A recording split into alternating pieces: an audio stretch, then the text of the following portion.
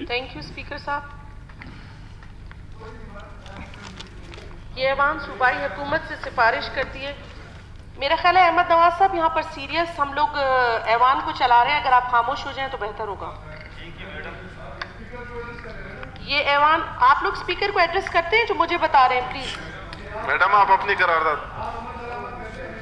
ये ऐवान सूबाई हुकूमत से सिफारिश करता है कि वो वफाकी हुकूमत से रुजू करके वो सेनेट कौमी असम्बली के मुअज़्ज़ज़ अरकान की तरह तर्ज पर मुअज़्ज़ज़ अरकान बलूचिस्तान सूबाई असम्बली के मेंबरान के लिए भी ऑफिशियल पासपोर्ट ग्रांट्स पासपोर्ट के अजरा की यकीनी बनाए जाए।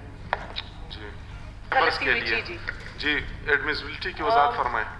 मेरी इस करारदाद का मकसद ये है क्योंकि जैसे सेनेटर्स जितने भी हमारे हैं और हमारे नेशनल जितने भी MPs हैं उनके पास हमारे ये ब्लू पासपोर्ट्स हैं और हम लोगों को ये फैसिलिटी ज़रूर दी गई है, लेकिन जब हम अपनी फैमिलीज़ के साथ ट्रैवल करते हैं तो ये पासपोर्ट हमारे लिए बड़ा मसला बन जाता है।